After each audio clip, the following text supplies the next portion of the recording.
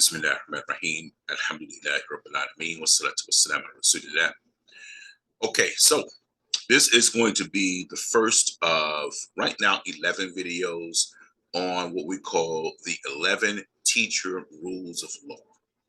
If you're going to make hijrah to another country as a teacher and you're starting in another school, a new school, no matter how long you've been teaching, every class is different, every school is different, every administration is different, and also every experience is different. And there are frightening statistics that show that well over 50 to 60% of teachers never survive their first year of teaching because it just becomes overwhelming. And from my observation of 13 years, one of the key things I've noticed is that teachers lose control of the class.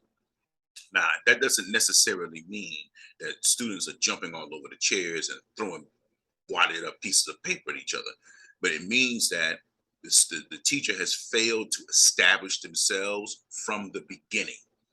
Okay, that's why we call these the rules of law. So when I say rules, I don't mean no talking, raise your hand. These are not for the students so much as they are for the teachers. When you must, or the number one thing you must do is you must establish yourself as the authority figure, period. And there are different methods that teachers use. Some teachers use the authoritarian approach, which is what I just mentioned. Some use the laissez-faire, like they go along to get along, everything is okay. Some have the love, approach, that love everybody. And that's all of that can be incorporated.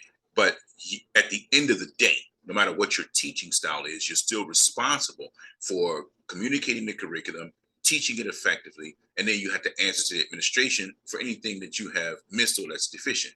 So in order to be able to communicate the best message possible, you must establish the rules of law. The number one first thing that you must tell your students on the first day of school. Now, these rules will probably some of them will take longer than others.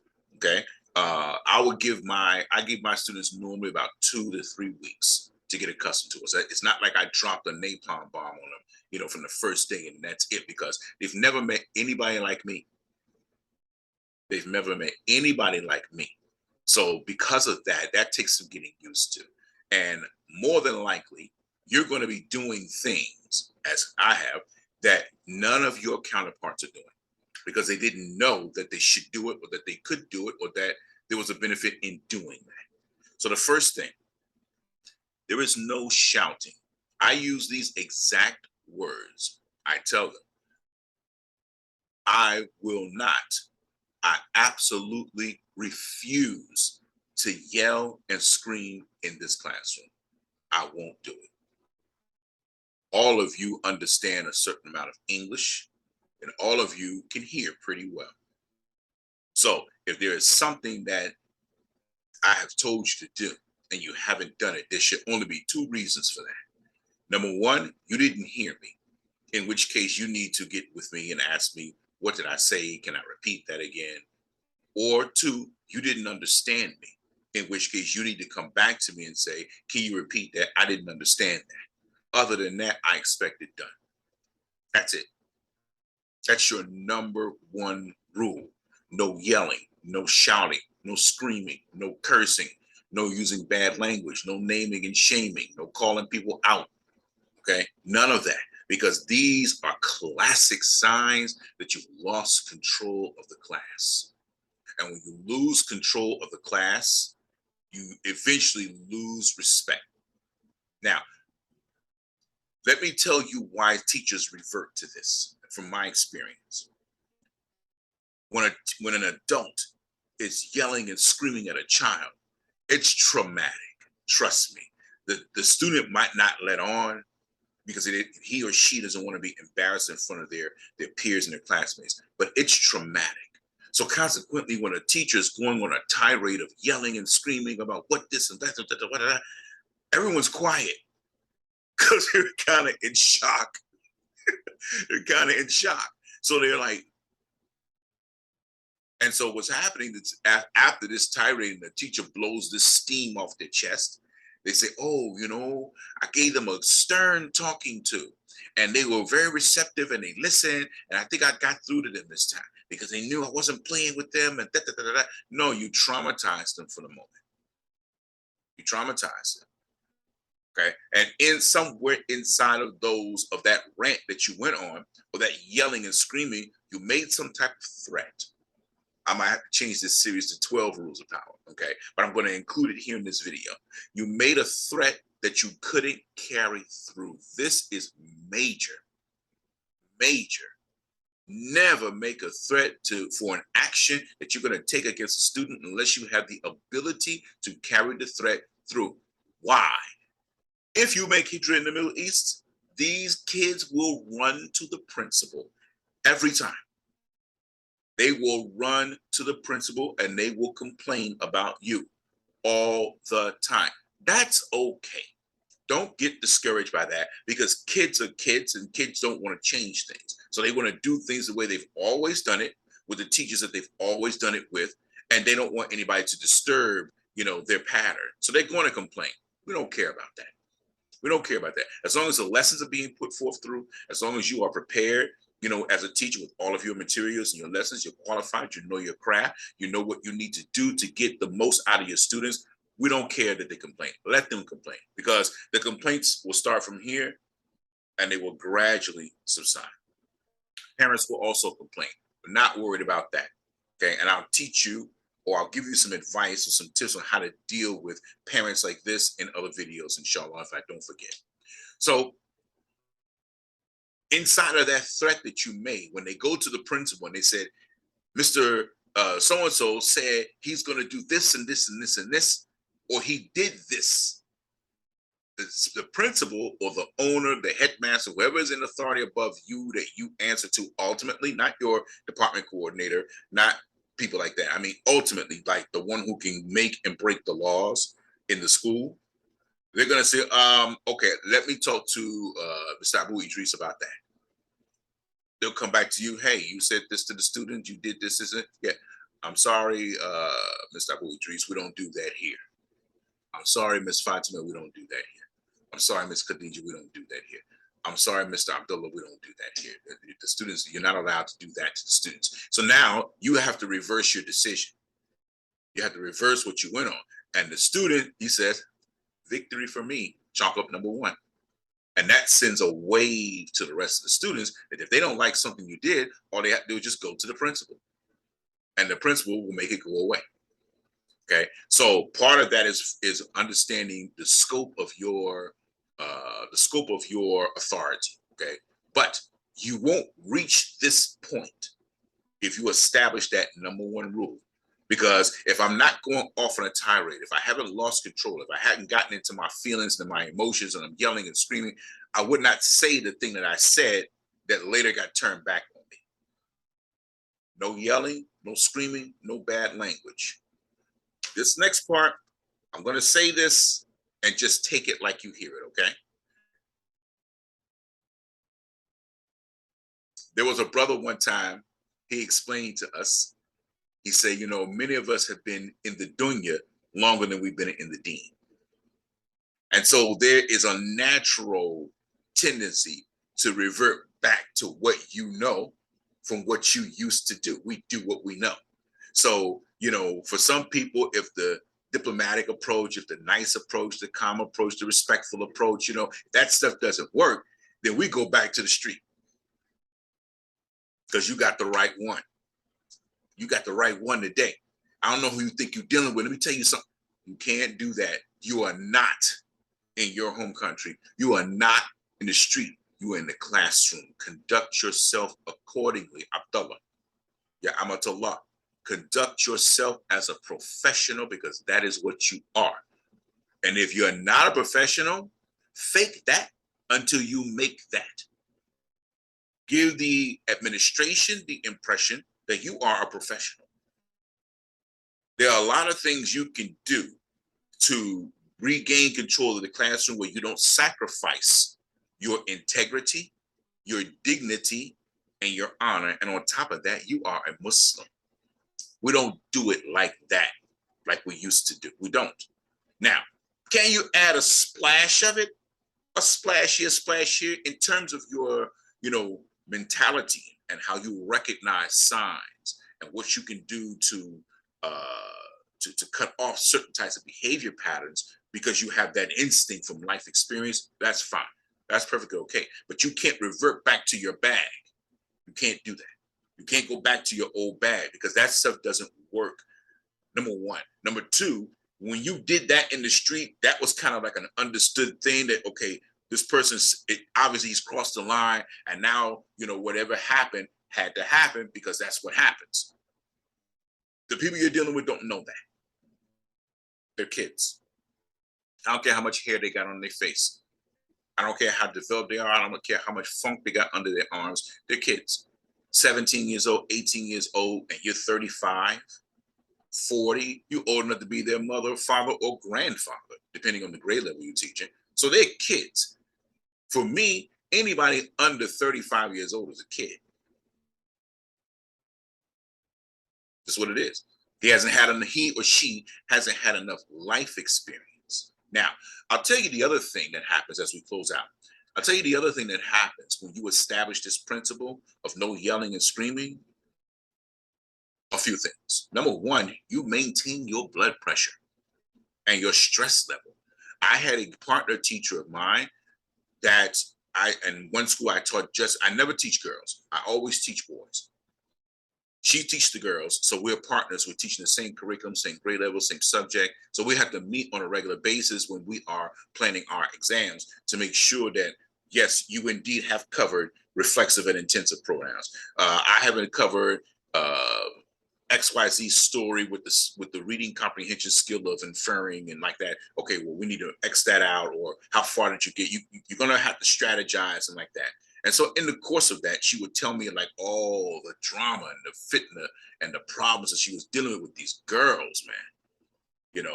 I don't have to tell you, females can be quite spiteful and vengeful, And so it got to a point where they actually had to bring an ambulance to the school, like wheel her out on a stretcher because she was just stressed out.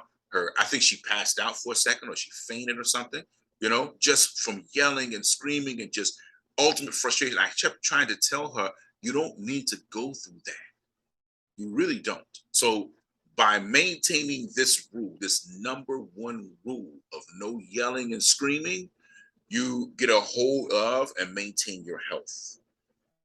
The second thing you do is you allow your students to hear you.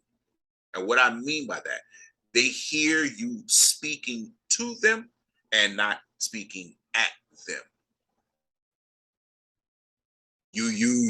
They hear your normal tone of voice. Now, the other pitfall that goes with yelling and screaming is that once you start yelling and screaming, you've reached the pinnacle of how high you can go. You can't go any higher. You can't scream any higher. So what happens? It loses its punch. With children, you have to use a lot of reverse psychology.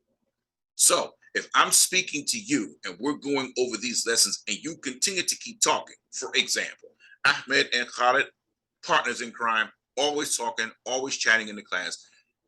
What I'm going to do, instead of yelling and screaming, I'm going to do just the opposite. I'm going to lower my voice. I'm going to go so low that you really have to strain to hear my voice. And you'll know over time that when I get like this, something is about to happen that you are not going to like. That's it. When he drops his voice, okay, this is serious now. He really means business. Okay. And we didn't take 2 or 3 times to get there. Some things that happen in your classroom, you have to respond immediately because there's a no tolerance situation for it. But again, you can't arrive at those things if you're yelling and screaming. Okay. And what I've seen other teachers do, and I've been included in this, I'll be just walking past a classroom and somebody will see me and they'll say, "Mr. Blue Cheese, come here. Shout at these children. You're not doing this." Okay, first of all, I'm not there to control your classroom. That's your job. I'm on my way to my class to finish my lessons and do what I have to do. I have my workload. It's your responsibility to figure out a way to reach these kids without killing yourself. Secondly, and this is one thing I never do, I don't argue with children. I don't argue with children. Let that sink in. There's no argument. I'm the authority figure. Period. You don't have to like it. And this is another thing I tell my students. You don't have to like anything that goes on in this classroom. That is your right not to like it. But you do have to do it. Why? Because I'm the one that's the authority figure. Now, can we discuss it? Sure. We can sit down because you're teaching them.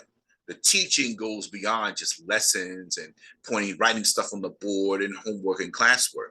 You standing in front of those children are a role model, whether you accept that or whether you believe that or not. That is what it is. And they're going to take impressions about how adults act, adults behave based on the way you deal with them. And children want to be heard. They want to be heard. Okay, cool. We can hear you. I can hear you, but I'm not going to argue with you. So sit down, Abdullah, calm yourself down, and explain to me why you don't like what just happened. But I'm not going to do this in front of the class. I never do that in front of the class. When the class rings, when the bell rings, and everybody's going out, Abdullah, come here. Let me talk to you for a second. Close the door. Now he has no audience. The adrenaline has gone down. He's not in the heat of the moment. And there's nobody that he could feel embarrassed in front of. What's the problem today? What happened? You said, Abdullah, it's me and you in here. Calm down. Calm down. Sit down. You want some water? Calm down. Talk to me. I want to hear what you have to say, but talk to me. Make it so I can understand it. This approach, I'm telling you, it's like giving him gold. You let him speak. You let him express himself in a controlled environment. You didn't dominate over the top of him. Listen, this is how it is. If you don't like it, do that. No. I have to explain to you, this is why things happen. Now, if it's something that was a genuine mistake that you made, then you're going to have to eat that so that you can show him that, hey, when you're wrong, it's okay to admit that you're wrong. It's okay. Okay, I was wrong in that. Okay, so this is what we're going to do. And then you fix the problem. But if he was wrong, you had to make it clear in his mind, in his child mind, where he went wrong and why you're not going to tolerate whatever the infraction was that happened in the class. Positive experiences. But again, none of that can be reached if you're yelling and screaming. Maintain your composure. When you get to the staff room, you can let it go. My release was always the gym, because if I didn't get in the gym, I'm going to hurt one of these dudes. I'm going to hurt one of these little people. And I don't want to do that. I'm going to yoke you up because that's just, that's what's going to happen. That's the eventual course if you keep trying me. Okay. So I had to find an outlet. You might have to go walking every day. You might have to read a book. You might have to take a bath. I don't know what you're going to do, but reserve that energy. That reserve the energy from those negative experiences in the class until you can get somewhere where you have an outlet. But other than that, maintain your decorum, maintain your composure. If you really have a problem, okay, you can always contact the parents or contact the administration in your off time, not during the class time. Don't leave the classroom to go to the principal's office. That's corny. Don't do that, okay? Let him have his heyday because it's short-lived. And the good thing about these kinds of methods that we're going to go over, you guys, is that they send a ripple effect through the rest of the class. They send a ripple effect because you've always got, in every class, if you've been teaching for any length of time, in every class, if you've ever been to school, you always got a class clown. You always have an authority, someone who's going to challenge the authority. You always got somebody who's always the know-it-all. He thinks he knows more than the teacher. These kinds of students are always in every single class. You got the one that sits in the back and doesn't do anything. He just, here. taking up space. So you got to figure out strategies on how to deal with those people. But the major thing, control yourself, no yelling, no screaming. And you have to make sure that you not just say this, but you do it all through the course of the year. I've had the same students move up through the grade levels for 3 and 4 years, and they just know I'm not like that. I maintain that throughout the years. And anybody can do it, male or female. Male or female, it works. So that's it, you guys. First one on the agenda, on the chart there for the 11 rules of law, teacher rules of law. If you got any benefit from this video, please like and subscribe it, share it, and hit the notification bell so that you'll know when the next video comes out, inshallah.